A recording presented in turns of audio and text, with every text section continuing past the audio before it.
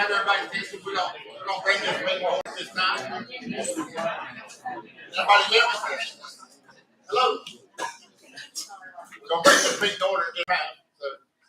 So, we'll stand up and say the pledge.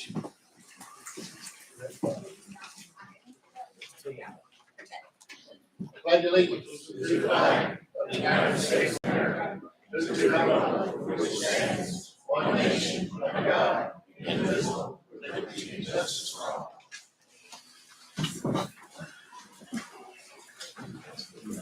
Oh, you want to do the roll call?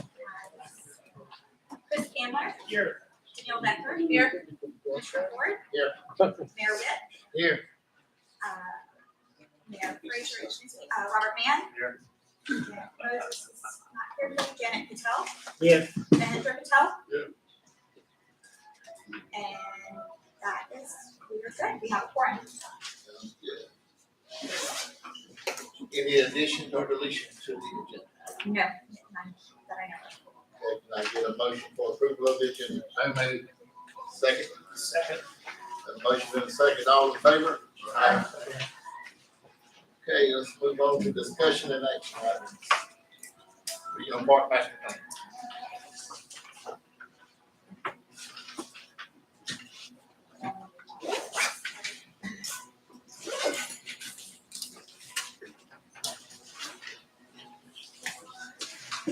Okay, can everyone hear me okay? Great. Okay. Welcome to everyone. I am Paula Van, the Executive Director of Columbia County Tourist Development. And this project has been led by Tourist Development, but it's been a partnership between Parks and Landscape and Sports Tourism too. So Alden Rosner is our Sports Marketing Director. He's been a big part of this and working on it as well as Pittman, and he is not with us today. He was not feeling well, but he's played a major role in this as well. One thing to note is if you're watching online, this is being streamed on YouTube.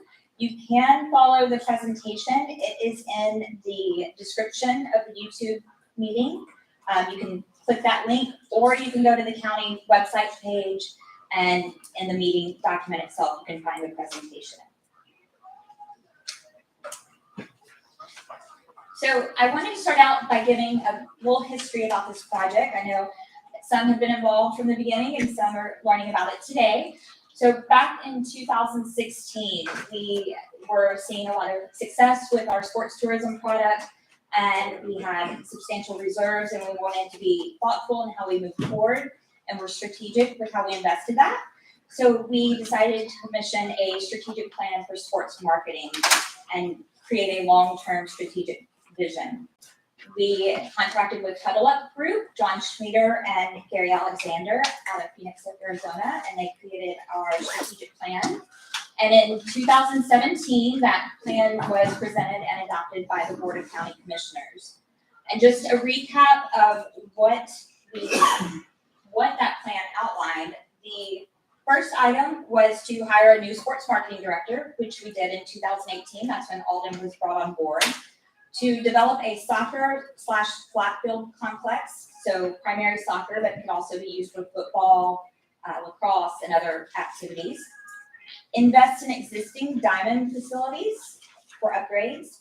Build a championship diamond facility quad, and also long-term and indoor sports facility.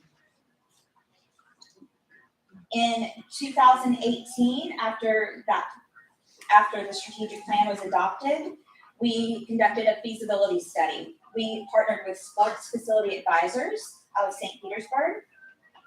That feasibility study told us the cost to build this facility, cost to operate the facility, the payback period, and then also the long-term economic impact. The feasibility study was presented in 2019 and approved by the TDC and Board of County Commissioners, and then we proceeded with the bid process to find a piece of property. We closed on the piece of property, which is located at Bascom Norris and 441 Lake Jeffrey. It's approximately 500 acres. Part of it, the largest parcel, is on the north side of Bascom Norris, and there's approximately 30 acres on the south side of Bascom Norris. So we closed on the property February 27th of 2020, and then a thing called COVID happened. And so we had to hang out and wait a little while before proceeding with our project. In 2021, we proceeded with the bid process and selected a firm to conduct the master plan. And that is when we partnered with TDC Architects. And one of the reasons I wanted to share this history is because you can see it has taken us 6 years to get to this point. It's been a long process, but we're going to stay diligent and keep moving forward. Thousands of hours have been put into this, and we want to keep things going. So with that, I am going to go ahead and present. Oh, sorry. Why are we here today? The presentation of the master plan and to the TDC, and we're going to ask their approval to present this plan to the Board of County Commissioners for approval. So TBG was selected last summer, and the reason we had 6 companies bid on this project, and we selected TBG after a short list and presentation. We thought their approach fit us best. They were eco-friendly. They mentioned all the beautiful oak trees multiple times during their presentation, which was a big thing for us because the property is gorgeous. And then they also partnered with a local engineering firm, North Florida Professional Services. So we like that we have a local person, hometown person, boots on the ground to work on this for us. So I am going to go ahead and turn this over to Lindsay White with TDG, and she will conduct the rest of the presentation until the meeting is over.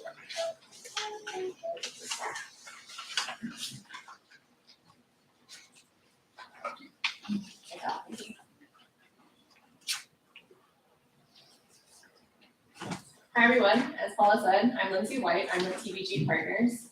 We also have today Austin Ash with Overland, and we have Kellen and Greg Bailey with NFPS.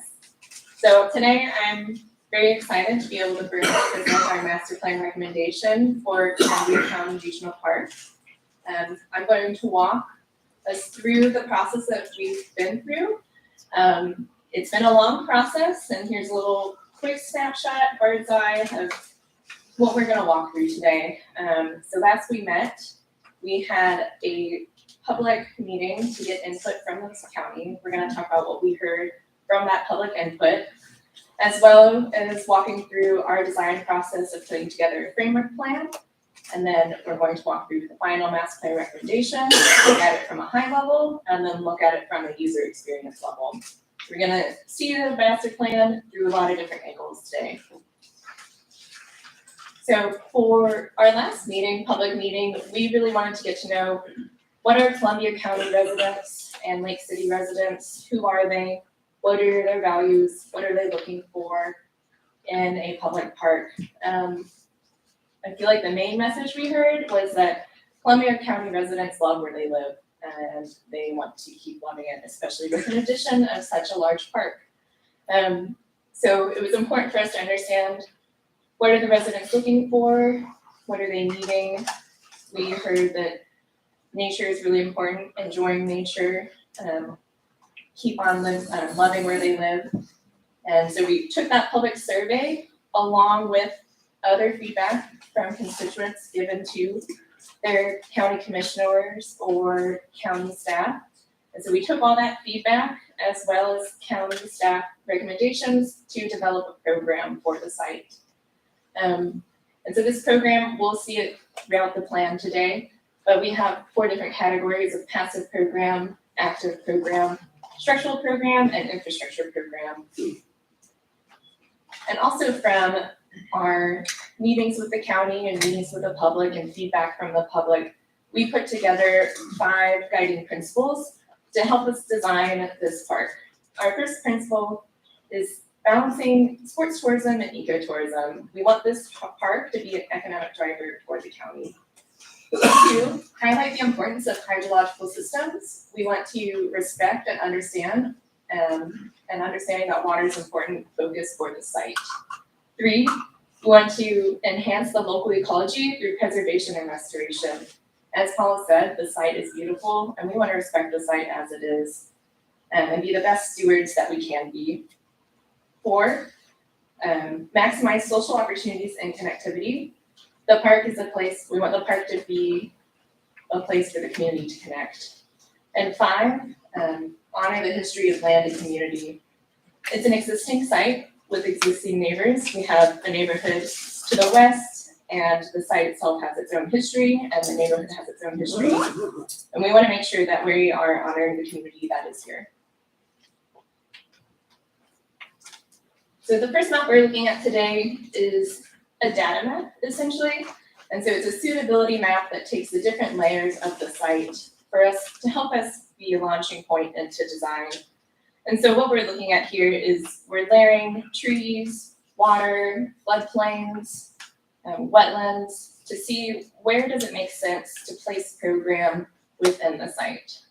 So making sure that we understand what is happening with the site to give us a chance to go into our framework plan. And so a framework plan is a plan that's broad level ideas that is guided by what the site and the community is telling us. So the first layer of the framework plan is having habitat drive the circulation. Like we've said, the site is beautiful and we want to be stewards of the land. And so we had our road connect from Highway 41 to Bascom Norris. We through the existing canopy and make sure that it's not impeding on wetlands or those large stands of oaks. And so our next layer for that is proposed habitat. We know we're going to be proposing a program. There's going to be roads and some trails that come through here. And so how can we connect those disturbances that we're having through proposed habitat? So perhaps introducing a longleaf pine forest in the northern portion of the park, and making sure that all those different types of habitats that are throughout the site are connected. Our next layer is stormwater. The site has a complex water system, and so we wanted to make sure in this framework process we were understanding what that water system is and how we can best utilize it and celebrate it and make it a part of the design. And so after understanding those different layers that the site has, we started to look at program and where that may want to occur. And a part of our analysis process is understanding who are our neighbors to the site and how can we be good neighbors. So looking at this very high level program, making sure that we're providing a 300-foot buffer to that adjacent neighborhood and making sure that we are being as respectful as possible. And so we have 3 main program themes that will filter through the site: ecology, eco, sports, and different forms of recreation. And then that next layer is technical synergy. We want the architecture to work together with the overall design. And architecture needs to work with nature, program, circulation, and all that. Which then gives us to our final framework plan, which for the design team was a launching point to go into a more detailed design. So what a framework plan is, it just helps set up us to get into more detailed design. So now that we kind of understand that first portion of the design process, we're gonna take a more detailed look at the plan. And a master plan recommendation is a recommendation. It's a guiding document for a community. And as values change in a community, a master plan can be flexible and adaptable to how a community grows. So right now, this is our recommendation, and it will be a guiding post for the community. So here's our first look at the master plan recommendation. And we're going to go layer by layer. It's a big site, almost 500 acres, a lot of detail. So we're going to dive into it as much as possible today. Some high level things to look at before we get into the layers of the plan. Our main spine and main scenic drive is connecting from Highway 41 to Bascom Norris, like we were discussing in the framework plan. And then our main energy is in the center of the park, with a lot of preservation to the north and the south. So an important part to a park is making parking accessible. It's critical to serve both local and regional visitors. So what we're looking at here is the pink spaces are parking spots. The circles that encompass those pink spaces are delineating a 5-minute walk. So this is helping illustrate that our parking is equally distributed throughout the park around your favorite activities, and most people should be able to have a 5-minute walk to your favorite activity in the park. So you've arrived to the park, you've parked, and once you get here, there's 10 miles of trails to enjoy. So there'll be different types of trail experiences within the park. There's soft trails, soft surface trails, there's hard surface trails, boardwalk trails that go over wetlands and water bodies, as well as trails going along that scenic drive. Architecture, I'm going to hand this over to Austin, so you can talk about architecture a little bit further.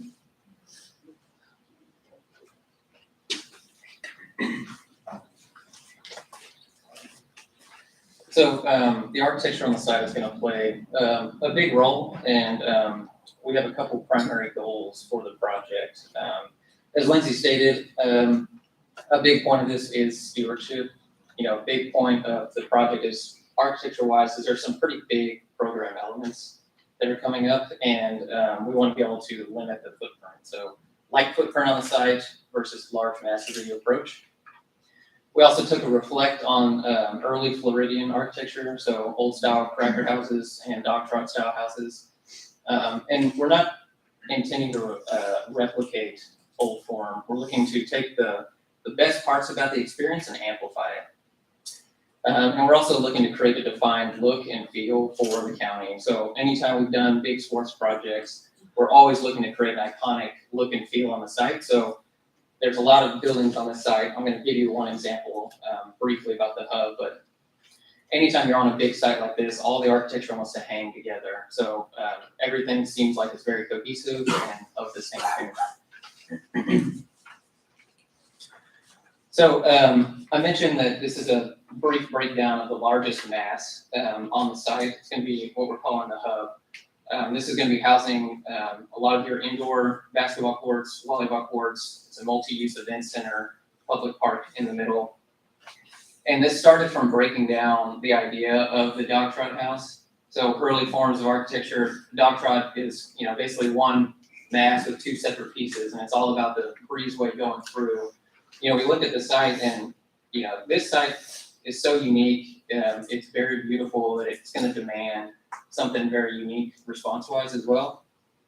So we wanted to amplify the best parts about the dog trot style based on Floridian architecture. So it's all about the breeze and moving through things, that instead of taking all of our courts, putting it in one massive box that takes up a large footprint on the site, we said, well, why don't we actually take the best parts about the dog trot of weaving through buildings and break up the masses into smaller components.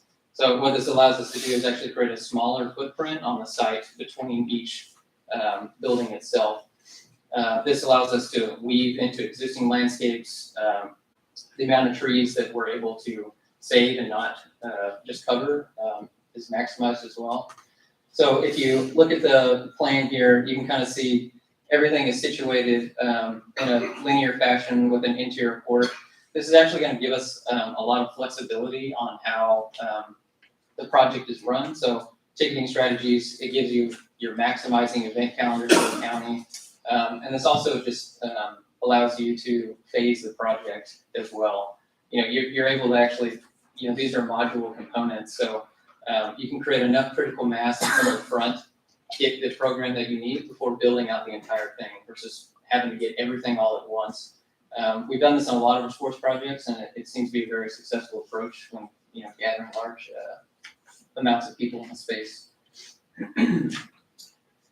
So this is another shot of the hub. These are very conceptual white images, but you can kind of see this is one module of the hub, and you're actually in between all four of these buildings that we just talked about. So the hub itself, you feel like you can approach it at any point in the day.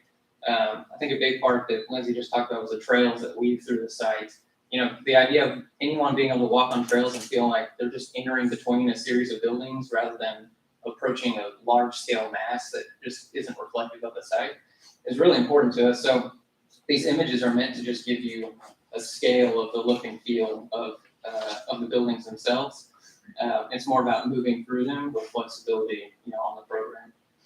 I think Lindsay's going to talk a little bit more about hydrology. A lot more.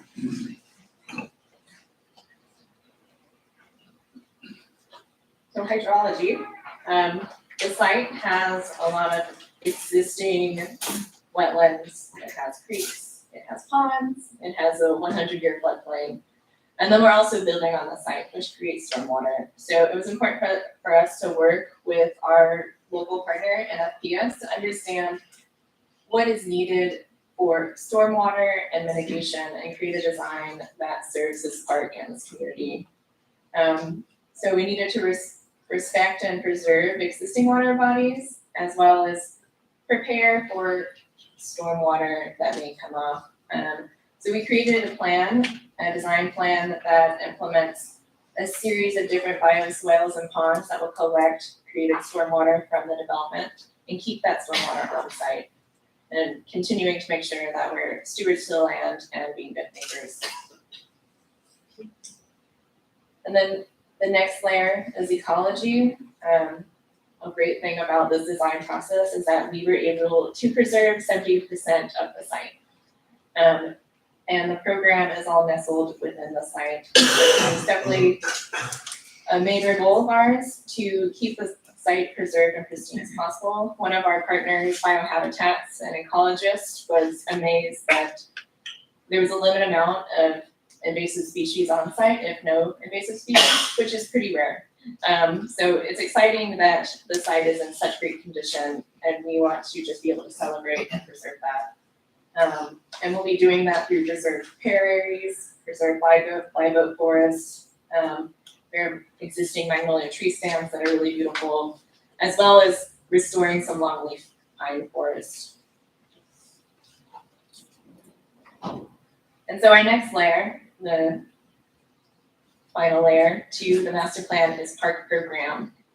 So the park program is aligned with the main road, and it is placed in areas to us that were clear spaces that would have the lightest touch to the land, as well as being sure to maintain that 300-foot buffer from our neighbors to the west.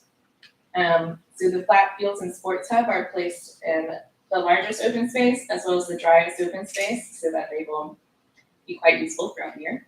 And then the rest of the program is filtered throughout the site, where there's additional open canopy within the site itself. So trying to be as light as possible with placing in program. And what's really exciting about this program is that the park will be able to boast a ropes course, pickleball courts, tennis courts, basketball courts, playgrounds, disc golf, and a dog park. So it's going to be a really well-programmed park. It's 500 acres, and it can easily accommodate all of that. And so now we've looked at the master plan and a 500-acre look, and now I want to take you into a more user approach look. How are you going to be able to use this park day to day? So we're going to dive into our 3 main zones, our sports hub, our recreation zone, and our ecological zone. So our first zone is the hub, and this is where our sports complex will be located, as well as our 12 tournament-style flat fields. This is going to be the main area of energy within the park. So our hub will have that iconic architecture that's off the main drive with 4 indoor sports buildings that can be phased as necessary. Within that courtyard of those buildings, looking at having a playground and the buildings themselves being nestled within a plaza of native planting and keeping it very much feeling like this is a part of the landscape and a part of the site. Exiting the main hub, you come out onto an east-west promenade that then connects to a concessions plaza. Yes, it does. Okay, to a concessions plaza here. And so that'll be another point of energy and respite within this like tournament destination. This will have concessions, restrooms, a picnic area, an additional playground, and be also another place for if one family is playing on the fields and your kids need to relax over here, that can happen. The east-west promenade is mirrored by a north-south promenade as well. And so what's nice about these promenades is that each sports field is going to be serviced by an amenity. We have an amenity of a restroom and concession in the center of the promenade, as well as an additional one to the south. So now we're going to look as if we're in the promenade itself. So in this perspective, we're standing in the concessions plaza, looking back towards the main hub.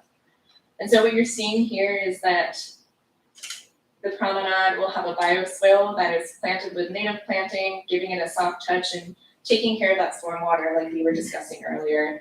It also will have a lot of seating and shade from the shade trees so that there's a lot of viewing opportunities out to these flat fields.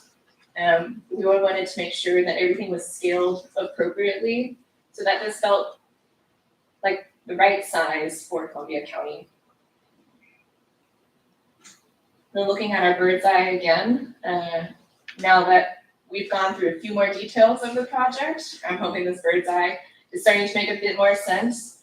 So we have our main architectural hub here with that iconic architecture that will draw in many people.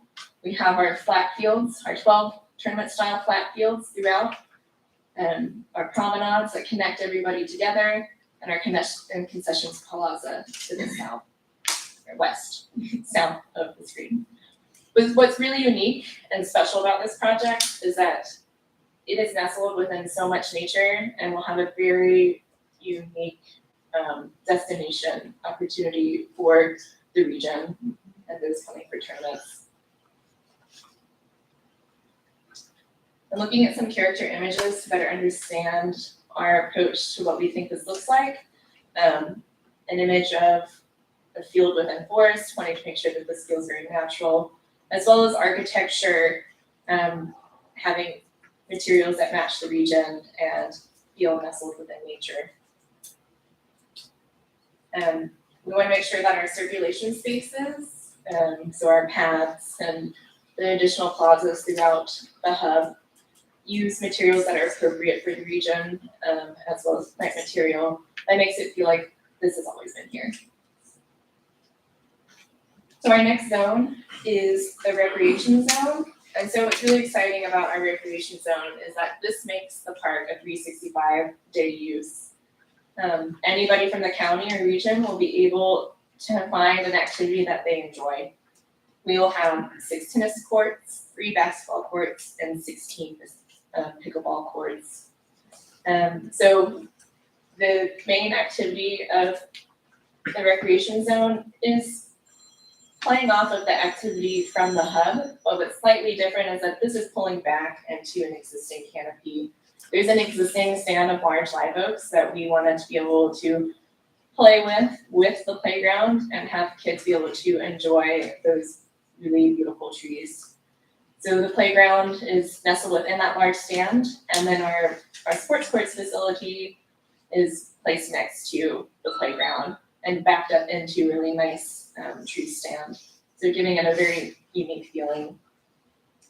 Trails are extensive within the recreation zone. So there's trails that connect you from the sports courts playground down to a dog park. So an opportunity to bring your dog to this large regional park. Another interesting feature is the disc golf. So the disc golf will run through a large existing stand of live oaks, as well as through some wetlands, and have its own pavilion associated with it. And then going along our main drive, we also have an RV park.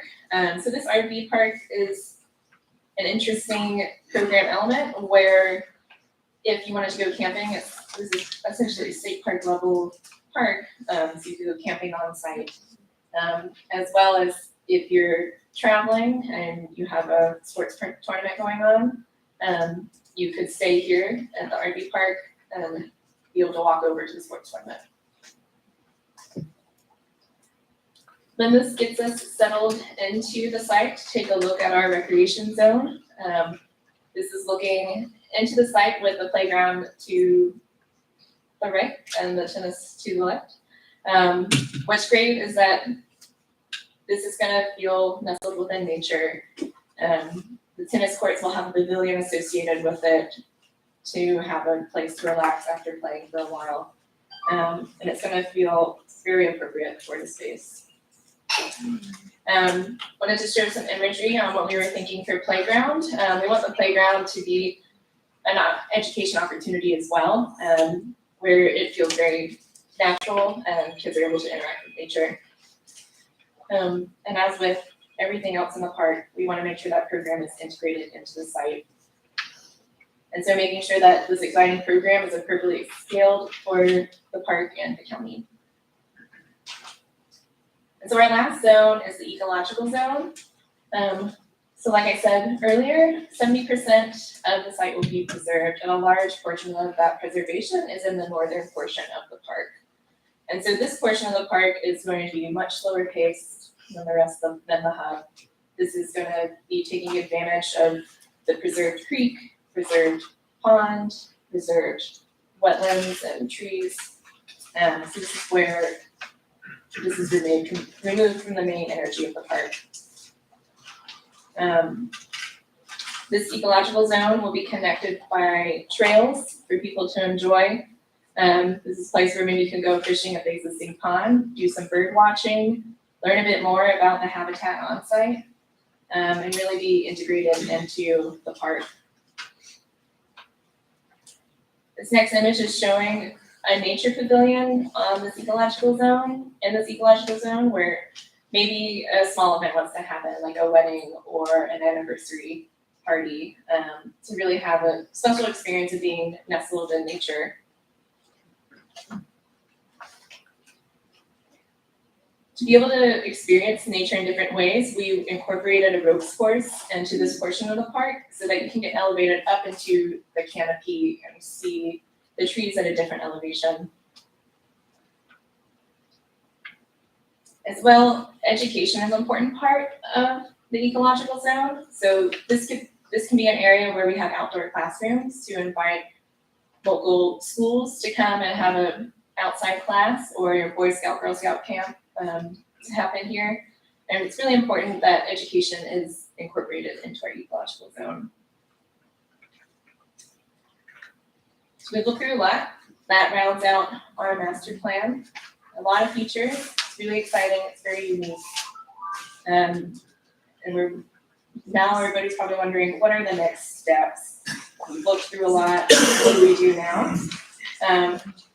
The consultant team and the county have worked together to put together a phasing plan. And we've identified a phase one. And this was worked through our consultants as well as the county staff. The main goal for phase one are these soccer fields, where we'll be implementing 8 soccer fields with infrastructure that supports those flat fields. The importance of supporting that infrastructure is making sure that a maintenance yard shop is incorporated so that the county can continue to maintain and preserve this beautiful site, as well as the fields that will be built. This will also include signage for the park, roads and utilities, and parking to connect to those flat fields. And all this initial phase one is to help get in that spine and start to generate that economic driver for the county and for the funding of the rest of the park. So that phase one will be plus or minus $11,800,000. So I really just want to round out this presentation saying that I really enjoyed working on this project. It's been very exciting and it's a really unique project. And thank you guys for letting me present this.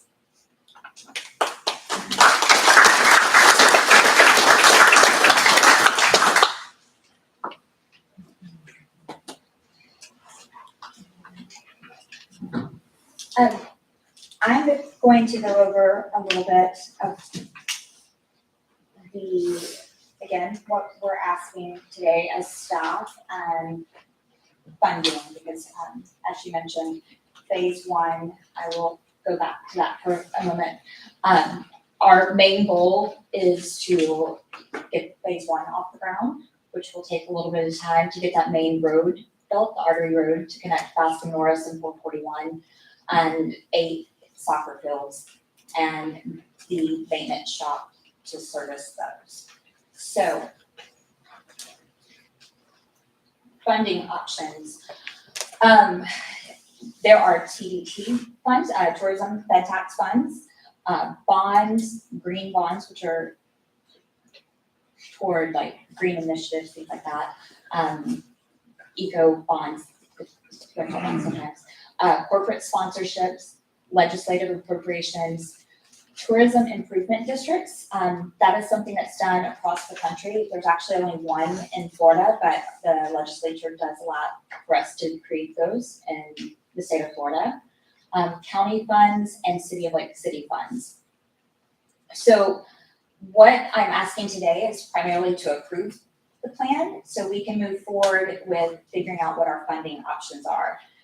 As I mentioned before, this has been a long process and we need to work on that a little bit more to have what this funding model is going to look like. But we can't go to individuals or entities and say, hey, we have this idea without a formal approved plan. So that's what we're asking today. Also, there are several grants that we have identified. TBG has identified some of these, staff has identified these. We have Stash Fintech on staff now.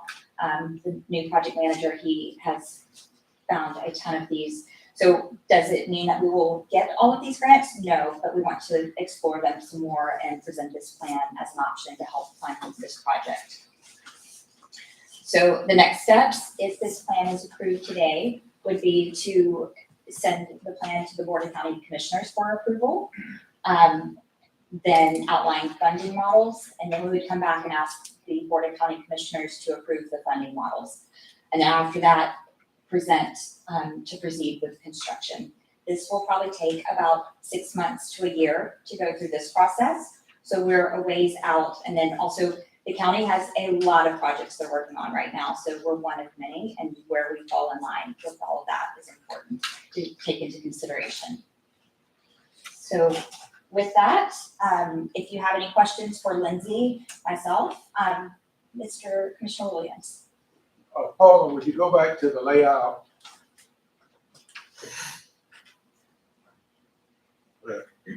Where is the Spring Hollow subdivision? To my left up top? Spring Hollow is right here. There is the buffer. There is a 300-foot buffer, which is the size of a football field, in between the backyards here and the trails here. What's the difference? What is the distance from the start of the green around the little Right here. top, around, back up? What's that distance? From, is this area here? No, on down, on down, on down, on down. Here. All right, now go back up. Okay. Up, take a left. Go back up, go up. No, come to the edge. Right here? Go up, go up. I would like to see a fence put along that buffer. Okay, so all the way, Yes. okay. We can, No, I would like the fence to be on the inside of the buffer. okay. We So can they add will have that to as, cross the fence to get to the green spot, 300 feet. okay. Follow me? Yes, Go to the sir. left, go in. Oh, and In, other way. this way. All right, Toward the fence field, okay. there, yes. Okay, so here in this section and around here, but inside the property? Yeah. Okay, And the green spot would be on the outside of the fence. okay, Okay. we can talk about adding, or that is not incorporated right now, but we can absolutely make that note to include that. So, yes, Commissioner Williams, we spoke several times about making sure we have that buffer in place. You know, that was a big priority, an important element for that subdivision to make sure for noise and things like that. I know Lindsay has they've done the sound studies and can provide that documentation for the sound buffer in between the fields and light noise as well. And so, like I said, it's a good And my other question would be, the proposed RV park, Yes. would the users pay a fee to park in there? Yes, and that is something that is several phases down the line. But my only concern with that is we'll be competing against the RV parks, private RV parks, where people would stay if that wasn't in place. Yes, sir. We have spoken about that a little bit. That's why it's something down the line of, because I believe it's 15 spaces that we allocated in there, so it's not a large RV park, it's just more Maybe for tournament use. for tournament use when, It doesn't make any difference, you still compete against the private park on, Okay, RV park on. okay. And The we, government shouldn't do that. sure. And we were thinking of it more kind of like a state park element, but we can talk about that. Like I said, that's several phases down the road where we can change. The plan is fluid. Like our main purpose right now is for the flat field. The long-term plan, we can talk about making changes based on what But that's communities. on down the line anyway. Yeah, and we can change that, absolutely. These were just ideas. They took all the feedback from the surveys and what the community and things like that they recommended and what was recommended from our strategic plan to incorporate that. But we own it, so we can make changes to it as we go along. Thank you. Sure. Paula, do we know the road which, the length of the road from Baskin Norris to 41? Do we know the exact kind of a rough length of that road? We do not know the exact length. I want to say it was like 3/4 of a mile. It's close to a mile. It was almost a mile. It wasn't quite. It was in between 3/4 and a quarter mile. And a full mile. Yes, sir. Yes, in the back. Yes, obviously, I'm also a Sleepy Hollow person, and, obviously, there's gonna be loudspeakers and music and everything else. What guarantees that won't be, obtrusive to our style of living? You're concerned about The speakers loudspeakers, and scores music. and everything else, the lights from the, obviously, if they have night games, you're gonna have night lights, so you're gonna have the brightness of the lights. I mean, those things that usually come with sports spaces. Sure. So during tournaments, there might be noise and night games. Yes, how much noise? Have we taken that into account? Yes, there was a sound study that, I don't know if you have that there. But, yeah.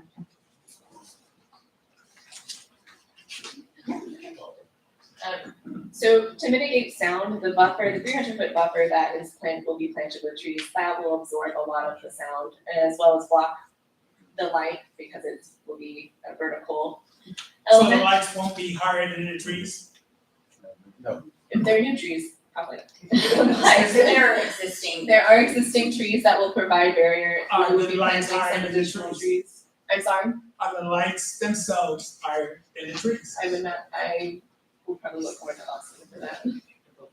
Yeah, those city lines are higher. There's a lot of Yeah. technology on lighting though minimizes light leakage. You know, it's not your old school halogen bulbs that have a pretty far. Right, yeah, Yeah. HID and all of that stuff, right, yeah. And and all the speakers hopefully would be pointed towards the courts and not, so that sound goes all around, so we have to hear this scores and, that Joe so-and-so has made a score or something like that. Yes, we haven't talked about Right, the so sound system scene, it's all because we're thinking it's more soccer and related and I guess football, it's not going to be like a professional. Right, but I've seen Stadium. soccer games and, on TV and stuff like that, and, there's the goal battles and, So as we get into There will be some excited parents, I'm sure, but I don't think we have plans to have, big sound systems in place for professional sound. So no systems. plans as of now. No, not, I don't know very many youth facilities that have anything like that. Okay, all right, thank you. Yes, sir. Have you determined the amount of play as well as length of play? In other words, are you going to shut play down come 8 o'clock at night, or is it gonna be 11 o'clock?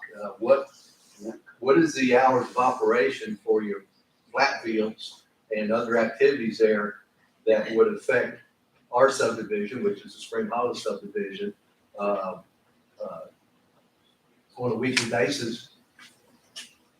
So we have not determined operating hours for the park by any means, but we do have other parks in the county that have open hours, and a lot of them are sunset or sun up to sundown. This would have some night play. I know right now at Southside, do we have a cutoff time at Southside? It's The lights typically are on a timer, but there's no. true, and like Southside is not closed, but we do plan to have this park have gates and open and closing times. Those times have not been set. Typically, I know baseball, softball, we try to say 10 o'clock. Sometimes it goes past that, not very often though. So we will gauge it pretty similar to how we manage that facility as well. One other thing I'd like to ask is, what type of fencing Mr. Williams mentioned, which I'm in favor of, because we're children at one time and inquisitive, and we get off trails and, we want to go explore. Next thing you know, we got somebody looking in our window. So what type of fencing do you think at this point would we have to kind of prevent that happening? Well, I'm just learning about the fence request, so we haven't discussed that. We can talk about ideas. I don't know if you have anything in mind, or if that's something that's done in other places. Yeah, so we come up, it's more of a privacy fence than. Yeah, it would be in the height of it. The fence would keep, on the inside of the park, would keep people from wandering through that buffer, was my thinking. If I got a fence, Mr. why Bailey would says someone he want has to climb the rights. fence to go in the woods? Yeah, and also, one thing just to clarify real quick, the 300-foot buffer is an undisturbed area, so that is an existing tree area. There is nothing in that 300-foot buffer, In so. other words, if they wanted to walk through there, they'd be walking through Woods. woods. Deep, yes, yes, very It's not deep like, woods. I mean, I know some people will venture in there, but kids today won't even, they won't go out without shoes on. Take them in 2 foot grass. As Mr. Williams requested, he's talking about the fence being at the buffer line, so it'd be 300 foot from the property line. But we're in a natural area there, so we're gonna want a fence that provides security, prevents people from being able to get through the fence, but we also want it not to detract from the nature of the area there. So it could be as simple as a vinyl coated chain link fence, tall enough that they could not do it, but of a color that matches that area. But we haven't gotten to that point yet. That's down the road to determine what that would be. But it would be of sufficient nature to secure it. I don't know if we need to do a privacy fence because we got privacy by nature of the woods that's in the area there. No, you wouldn't want to put a private fence there, a chain link fence, anything on the inside of the park where the buffer's on the outside of the fence. So people just don't wander through the woods. That fence is a barrier there. It's just a security fence. Yeah, just security fence. Yes. While we're on the subject of fence and barrier, I'm the property owner to the south adjacent to Spring Hollow, Baxter Norris and Lake Jeffrey Road. I'd like a fence and a barrier too, because I have the situation that somebody could be enjoying themselves and playing in the ravine in the creek and just meander under my property. And we do have people who in years past have, kids playing, building tree stands, forts, doing whatever, it happens. And I don't want that liability. Sure, and we are taking these notes and we'll document all of this to come in. I guess I should also say, as we go through these funding models and next steps, there's still more detailed engineering plans that have to be done, the actual development plans. This is just a high level plan of a layout for the park. So there's still a lot of steps in between where we'll do the actual architectural design plans for each phase of the park. So we can absolutely note all of this, and we'll be in discussion with members of the community that live in that community to make sure we meet everyone. So far, nobody has. Yeah. So, Yes. I'm sorry. Oh, there's a gentleman behind you that had his hand up. So, soccer is gonna be phase one, that's obviously trying to bring tourism in. How many phases are we talking about doing, and what would be the phase for the northern area, which is the nature area, which would be more used for local residents? The nature area was in phase 3. It was either 2 or 3, because phase 1 will take about 2 to 5 years to complete, honestly. So we're looking at phase 2, if we did the nature area, in that 5 to 10 year span. And depending on funding, that is very important, because as we hope, as we build this and it generates money, that will fund future phases. But everything is dependent on the funding and the funding models that we come up with long term. Yes, sir. I think I heard you say you're going to have raised walking trails over wetland, is that correct? Yes, there are plans. Okay.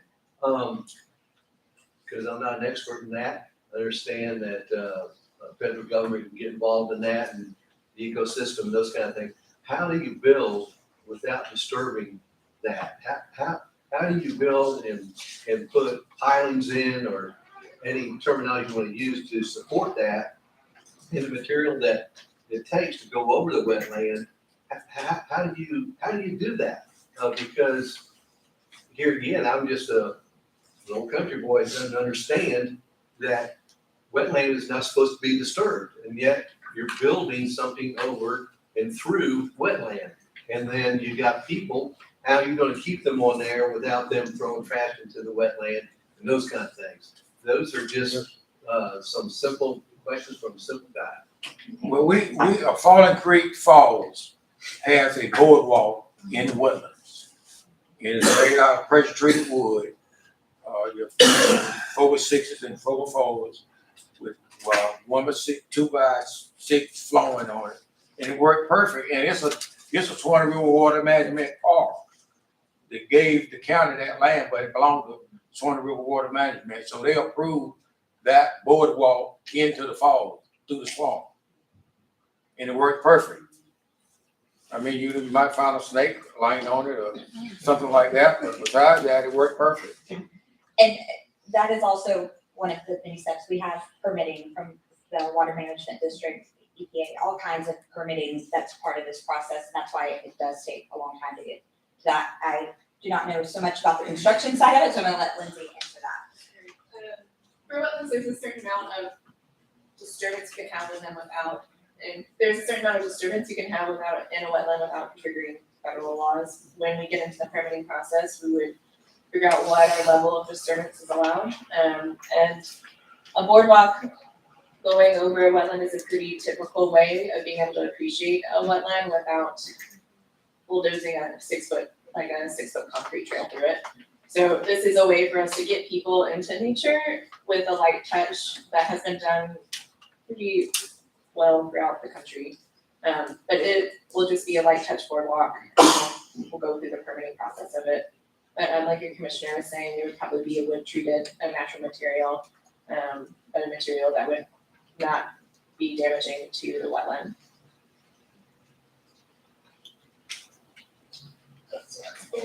Very back. It's just a statement. I'm also from Spring Hollow. Unfortunately, what you're talking about with the wetland and the fence, we have multiple deer, turkey, all kinds of wildlife that comes into our neighborhood, comes into our yards. They're pretty well tamed. That will stop all that. Well, not all together, because the fence is not gonna go all the way around the property. It's just gonna, it's just gonna be on that section that borders Spring Hall. They can go around the fence and still come in the neighborhood. Yeah, but where you're talking about putting the fence is where it comes from. Both my brother and I live. Right But the purpose of the fence was keeping someone from wandering off of the property through the buffer onto your property in Spring Hollow. I understand. Yes. I'm just telling you, it's an unfortunate situation that would deter the deer and the turkey and the other wildlife. Randy, the fence is gonna be 300 foot in, so those bedding areas that are within that area are still gonna be accessible to y'all's backyards. So we're gonna be 300 foot in, so any bedding areas that are in that 300 foot area, wildlife is still gonna have free reign between you, because the fence is gonna be beyond that from where y'all are at.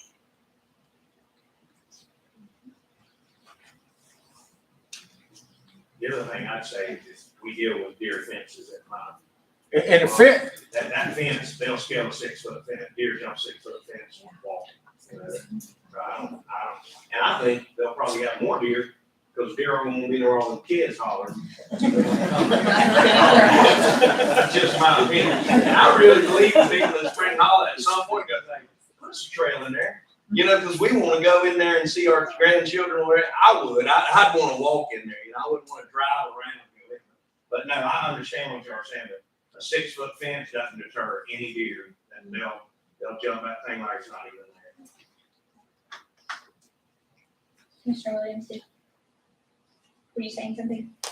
yeah, and my thought was about the fence, I know it was just new this morning, today, but to me, he just give that added protection to the residents in Spring Hollow, where there's a fence before the buffer, and no one gonna climb a 6 foot fence to get over in the woods to walk to Spring Hollow. I just believe that. Now, if you all don't want the fence, I'll say, well, I was wrong. But to me, I just think the fences is a good idea to have there for that. And it protects, to me, it protects the community. We so stated that in the first meeting that we had over at the school board. And we were pretty emphatic about a buffer zone and a fence of some type of barrier where the youth and whoever, you know, can't get in to the subdivision and start peeking in windows and throwing trash and all that kind of good stuff. So- And people will do that. Yes, and we did do the buffer. Now, we also have a fence around the soccer complex itself. So all the way around it. So that's also a fence that is there. So that might have been an misinterpretation, but we can absolutely add the fence that is referring to. And also puts up park boundary signs. Yes, we can sign Everybody it. would know if they're getting out of the park boundary. I mean, if you go to, Any of our parks. any of our parks. Yeah, Rum Island. Rum Island, any of them, they've got park boundary signs up. Dolly, hold on 1 second. There's a gentleman in the very back that's been waiting for a while. No, there are 6 tennis courts, which is not even enough to do any tournament, if I heard that correctly. While we have all these 30 baseball fields, 30 baseball, we have 16 paddle courts. And So, then we have 104 tennis courts in Orlando. That's always packed. We have 50 plus tennis places in Gainesville that are always packed. Just that it's a beautiful opportunity to put in more tennis courts and kind of get that synergy with us solidifying our position as a top sports destination. sure. Dolly, I bet your comment's similar. My comment, first of all, I'm delighted to see 6 tennis courts. Thank you for putting that on there. But from an economic standpoint, if you're trying to draw people in, what Anjan said, I mean, at the very, very limit, you'd want to have 8 courts, because just in a normal 32 draw, that'd be 16 first rounds, so those would be stacked, you know. So if you want to bring in people for us in Columbia County, it's wonderful. You know, anything more than what we have is wonderful. But if you're looking from an economic standpoint, you want to increase that to bring in more people. That's my point. It works ecologically. Okay. Also, I saw that you're trying to take the funding from the USDA and they give the funding that. Yeah. As long as you're building it with specs. As long as it's a And tournament. also, while we're doing the tournament, we've got to also think about the members and other sports programs, coaching programs that are going on. But it's my recommendation as a citizen here that we at least get about 16, if not 20 tennis courts. That will really put us right there. There's enough place to do that. Sure. So this portion of the park was recreation based, and can look at that. We also have pickleball courts. Maybe they're dual purpose because we have them separated right now, pickleball and tennis. So there's might be ways to incorporate them together and build more. This is again a concept. It's not set in stone, and it can be something incorporated as we go down the line when we get to that phase and really look at it in more detail. Chase. I think this is a great project for our community. I appreciate all the hard work the city and county and TDC has put into this. As you said, it's conceptual. There will probably be some minor changes, but just want to commend the TDC on the job they've done so far. Yes, sir.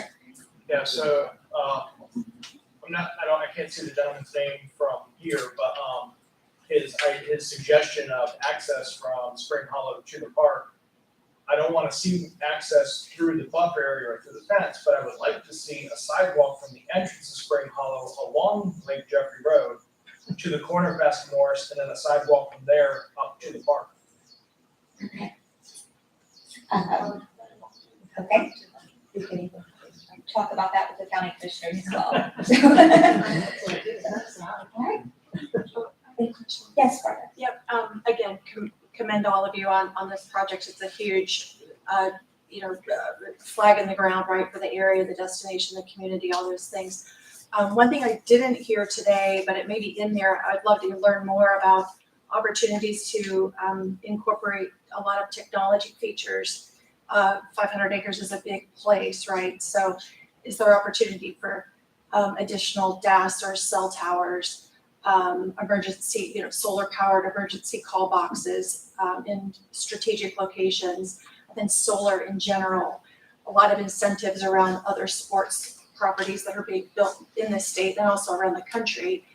How do you maybe envision technology even being, a lot of sports properties are, they have those technology components at the fields. So when they want to live stream games, even in youth sports, it's available immediately.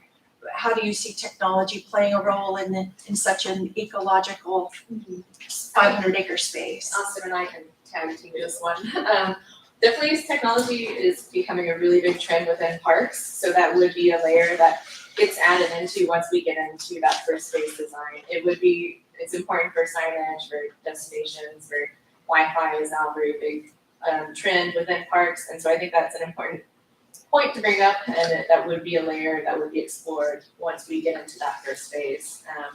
Wasn't part of this master planning effort, but it's definitely a really big trend within the park systems, and then also might be able to talk more about. Yeah, I think on the architecture side or any sporting event venues that we've done, I think most of them, if we incorporate a lot of the solar panels, one, it helps obviously pay for the project through incentives. You get a lot of, deductions from that. But yeah, it's a great way to, power lights or, electricity in general. But yeah, I think there's big opportunities on things like the hub, the biggest critical masses on site that can deliver that, because most of the sporting venues require, heavy tech as it is. So I think there's a big opportunity.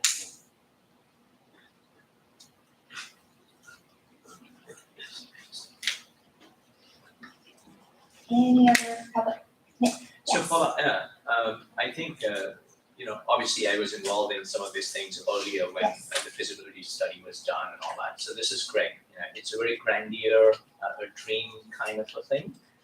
It'll take 15, maybe 20 years to do this whole thing. I think to be practical, I think it is very important for us to work towards the sources of funding. I think because everything depends on how much money we have, right?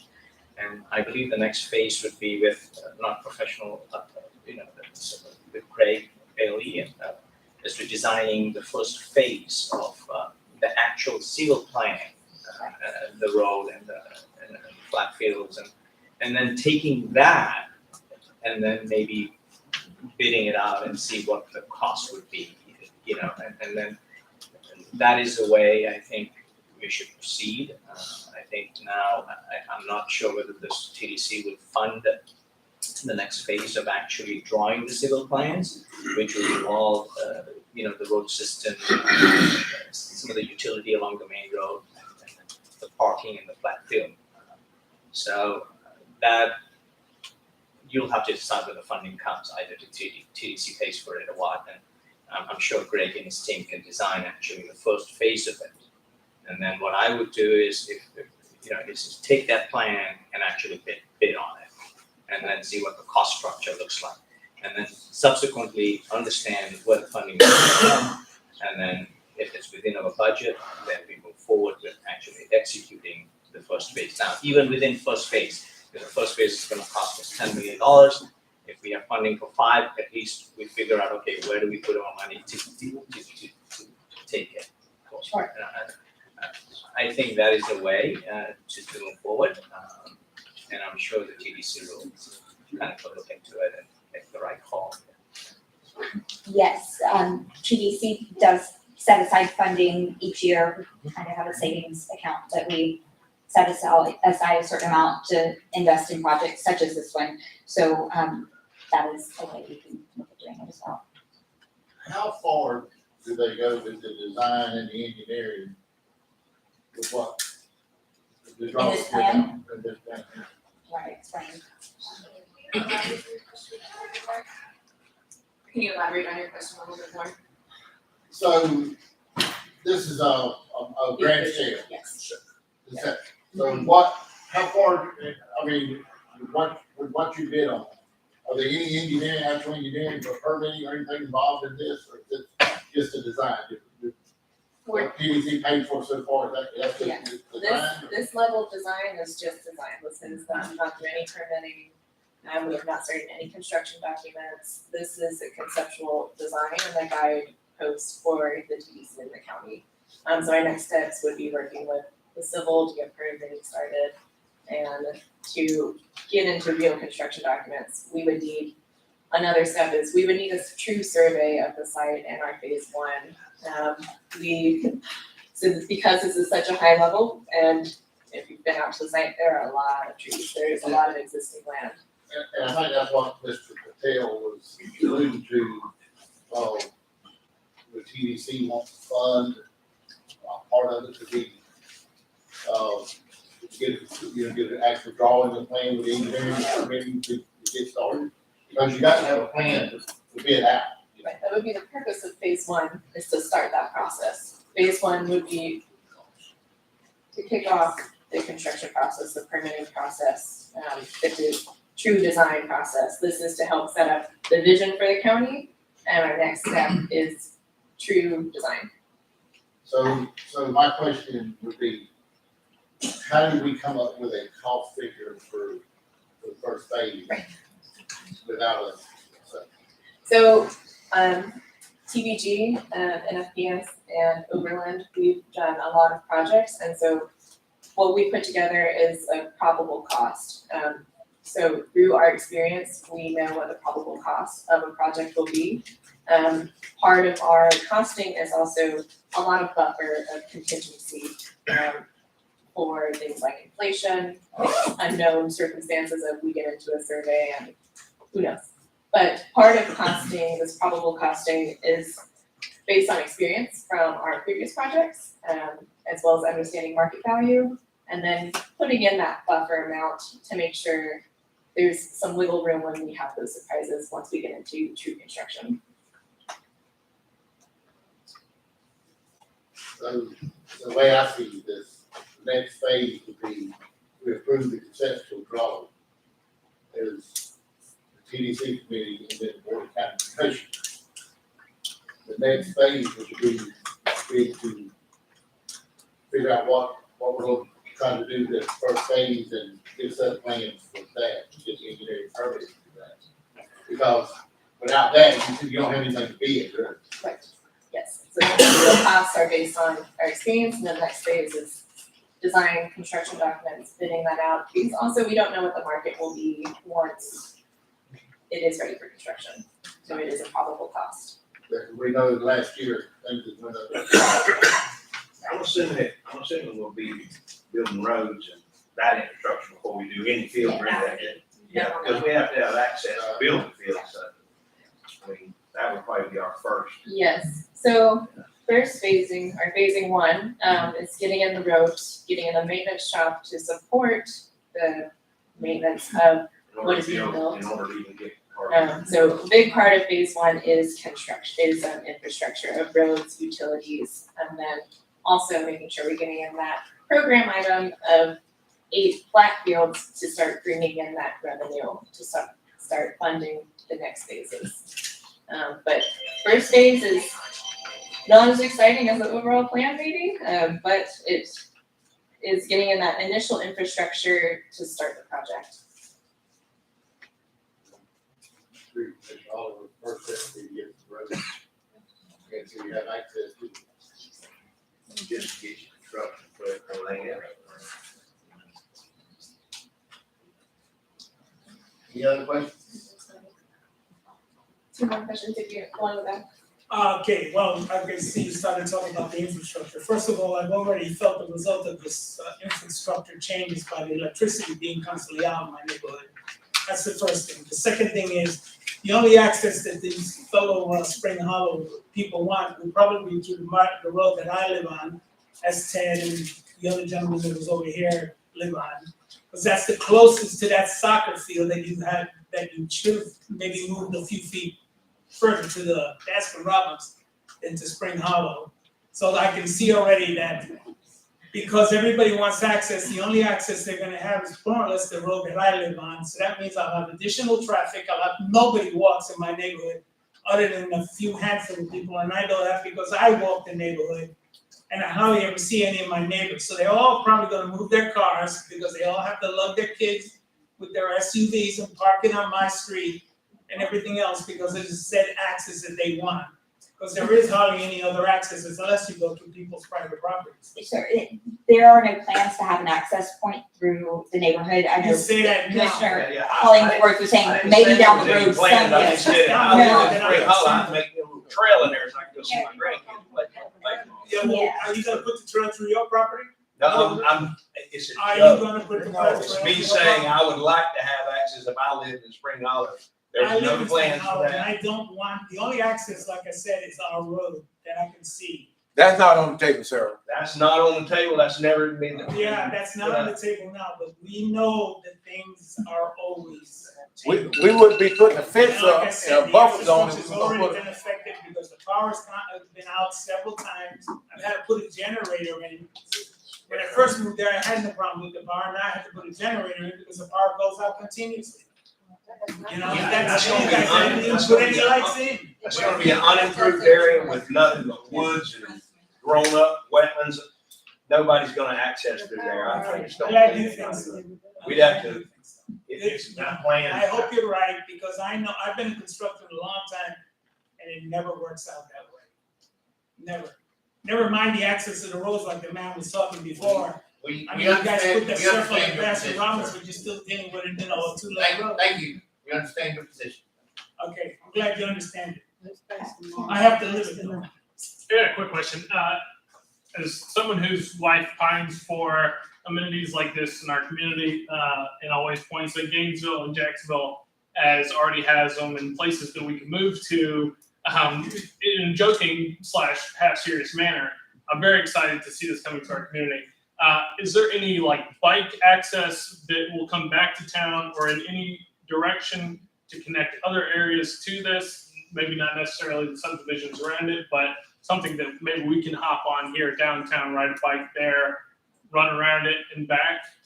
So it is not in this plan. I know that other Swanee Bike Association, they have expressed interest in creating something like that, some type of trail to connect downtown Lake City, this and back around all the way up to Stephen Foster. So, but that is something down the road as well. It is not part of this plan at this time, so. I'd also would like to reiterate you know, this is probably depending on funding, maybe a 20-year project, you know, so it's not like everything's gonna change tomorrow. And there'll be several meetings on each phase as we do it, and there's gonna be some changes to this conceptual drawing. This is just a conceptual drawing for a plan to get started. So, Yeah. you know, it's not the final, it's not guaranteed to be the final result. Like I We can mentioned, add or subtract from this at any point. phase one, we estimate from today will take, like I said, 2 to 5 years to complete based on funding and permitting and all the additional architectural drawings and things like that that we have to do. Stu? Yeah, thank you. Stu Upton, former county observer. Are there any plans to, how you're gonna pay to maintain this park? This is a pretty huge area. I mean, you want me to pay the taxes in the future, entrance fees? Because I know you folks had the chance to build a bikeway from High Springs to Fort White, and you kinda got it built for free, but the county didn't wanna pay to maintain it. Now you have this gigantic 500-acre area. Has anybody thought on the county commission of how you're gonna fund to maintain this park? Most of the maintenance will be funded through user fees. Thank you very much. And like Rocky said, we might run into some issues that we don't know we're gonna have. This is conceptual, so we start building, we find out people are doing something they're not supposed to do, we'll change it up. It's gonna be such a long plan. It's not like we're gonna build this and we're gonna just have it done. It's gonna be a work in progress, so we could run into all kind of issues that we don't know. A lot of critiquing will be done. No other questions? All right. Do we want to come back?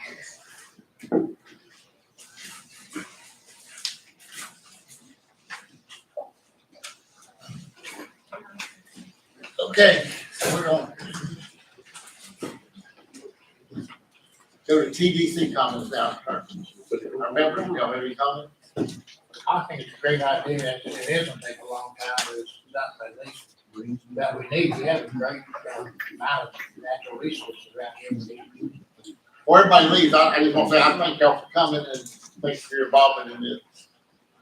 I also want to thank, Mr. Patel for giving us the room to meet in.